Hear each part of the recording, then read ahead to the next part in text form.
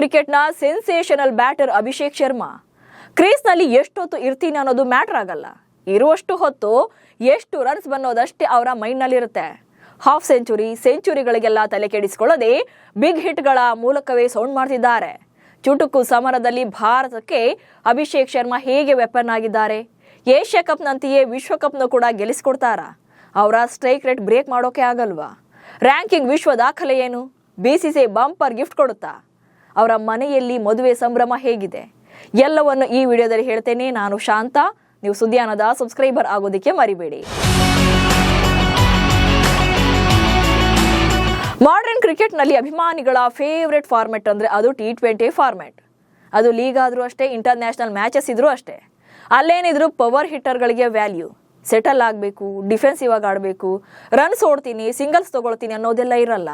First ಬಾಲ್ನಲ್ಲಿ 6 4 ಬಂತ ನೋಡು ಅನ್ನೋ ಹಾಗೆ ಬ್ಯಾಟ್ ಬೀಸಬೇಕು.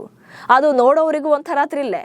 ಇದನ್ನು ಕರೆಕ್ಟಾಗಿ ಮಾಡ್ತಾ ಇರೋದು ಅಭಿಷೇಕ್ ಶರ್ಮಾ ಕ್ರೀಸ್ನಲ್ಲಿ ಇದ್ದಾರೆ ಅಂದರೆ ನೋಡುಗರಿಗೆ ಮಜನೇ ಮಜಾ. ಬಾಲ್ ಟು ಬಾಲ್ 6 4 ನಿರೀಕ್ಷೆ ಮಾಡ್ತಾ ಇರ್ತಾರೆ. ಇದೇ ಕಾರಣಕ್ಕೆ T20 ಕ್ರಿಕೆಟ್ನಲ್ಲಿ ಅಭಿಷೇಕ್ ಶರ್ಮಾ ಟಾಪ್ 1 ಬ್ಯಾಟ್ಸ್ಮನ್ ಆಗಿದ್ದಾರೆ. ಅದರಲ್ಲೂ ಏಷ್ಯಾ ಕಪ್ ಟೂರ್ನಿ ಆದಮೇಲೆ ಇಡೀ ಕ್ರಿಕೆಟ್ ಜಗತ್ತೇ ಅಭಿಷೇಕ್ ಬಗ್ಗೆ ಮಾತನಾಡ್ತಾ ಇದೆ. 200ರ ಸ್ಟ್ರೈಕ್ ರೇಟ್ನಲ್ಲಿ ರನ್ಸ್ ಕಲೆ ಹಾಕಿದ ಅಭಿಷೇಕ್ ಏಷ್ಯಾ ಕಪ್ ಟೂರ್ನಿಯಲ್ಲಿ ಪಾಕಿಸ್ತಾನ ವಿರುದ್ಧದ ಫೈನಲ್ ಪಂದ್ಯದಲ್ಲಿ ಬೇಗ ಔಟ್ ಆದ್ರು ಅನ್ನೋದನ್ನ ಬಿಟ್ರೆ ಉಳಿದೆಲ್ಲ ಪಂದ್ಯಗಳಲ್ಲೂ ಅದ್ಭುತವಾಗಿ ಅಭಿಷೇಕ್ ಬ್ಯಾಟ್ ಬೀಸಿದ್ರು. ಅದರಲ್ಲೂ ಸೂಪರ್ 4 ಹಂತದಲ್ಲಿ ಹ್ಯಾಟ್ರಿಕ್ 50 ಬಾರಿಸಿದ್ರು.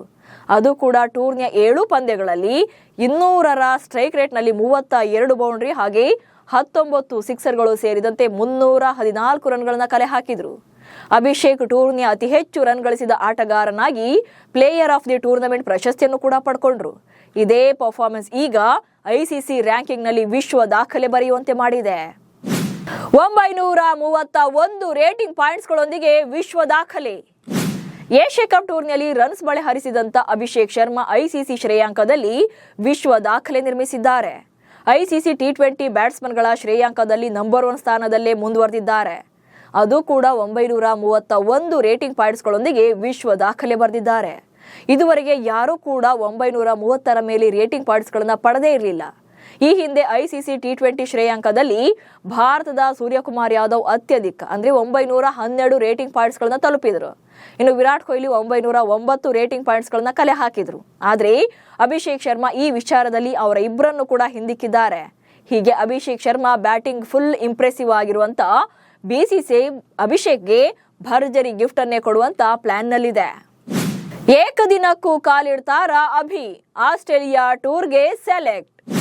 2024ರ T20 ವಿಶ್ವಕಪ್ ಮುಗಿದ ಬಳಿಕ ಟೀಮ್ ಇಂಡಿಯಾ T20 ಮಾದರಿಗೆ ಸೆಲೆಕ್ಟ್ ಆಗಿದ್ದಂತ ಅಭಿಷೇಕ್ ಶರ್ಮಾ ಅಲ್ಲಿಂದ ಈಚೆಗೆ ಸತತ ಪಂದ್ಯಗಳನ್ನು ಆಡ್ತಿದ್ದಾರೆ.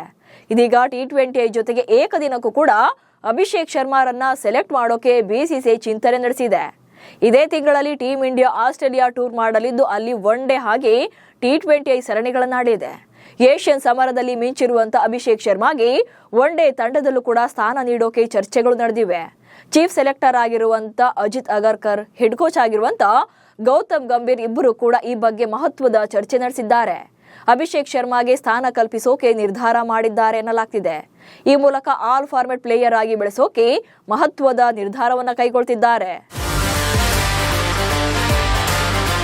ಒಟ್ನಲ್ಲಿ T20 ಫಾರ್ಮೆಟ್ಗೆ ಹೇಳಿ ಮಾಡಿಸಿದಂತ ಬ್ಯಾಟರ್ ಅಭಿಷೇಕ್ ಶರ್ಮಾ ಈಗಾಗಲೇ ಕ್ರಿಕೆಟ್ ಜಗತ್ತೇ ಇವರ ಬಗ್ಗೆ ಮಾತನಾಡುವಂತೆ ಮಾಡಿದ್ದಾರೆ. ಎದುರಾಳಿ ಬೌಲರ್ ಯಾರೇ ಆಗಿದ್ರು, ಎಷ್ಟೇ ಸ್ಟ್ರಾಂಗ್ ಆಗಿದ್ರು ಇವರ ವಿಕೆಟ್ನೇ ಫೋಕಸ್ ಮಾಡಿ ಇಡೀ ತಂಡ ಸ್ಟ್ರಾಟಜಿ ಮಾಡುವಷ್ಟರ ಮಟ್ಟಿಗೆ ಈಗಾಗಲೇ ಭಯ ಹುಟ್ಟಿಸಿದ್ದಾರೆ. ಸದ್ಯ ಏಷ್ಯಾ ಕಪ್ ಟೂರ್ನಿಯಲ್ಲಿ ಟ್ರೋಫಿ ಗೆಲುವಿನ ಹೀರೋ ಆಗಿರುವಂತ ಅಭಿಷೇಕ್ ಶರ್ಮಾ ಮನೆಯಲ್ಲಿ ಮದುವೆ ಸಂಭ್ರಮ ಕೂಡ ಜೋರಾಗಿದೆ. ಅಭಿಷೇಕ್ ಶರ್ಮಾ ಅವರ ಸಹೋದರಿ ಕೋಮಲ್ ಶರ್ಮಾ ಅವರ ವಿವಾಹ ಅಕ್ಟೋಬರ್ 3 ಅಂದರೆ ಕಳೆದ ಶುಕ್ರವಾರವಷ್ಟೇ ನೆರವೇರಿದೆ. ಅಂತಿಮವಾಗಿ ನಿಮ್ಮ ಪ್ರಕಾರ ಅಭಿಷೇಕ್ ಶರ್ಮಾಗೆ ಏಕದಿನ ಫಾರ್ಮೆಟ್ನಲ್ಲೂ ಕೂಡ ಚಾನ್ಸ್ ನೀಡಬಹುದಾ ಅನ್ನೋ ಬಗ್ಗೆ ಕಮೆಂಟ್ಸ್ ಮೂಲಕ ತಿಳಿಸಿ. ಹಾಗೆ ಸುದ್ದಿಯನ್ನು ಫಾಲೋ ಮಾಡಿ. ನಮಸ್ಕಾರ.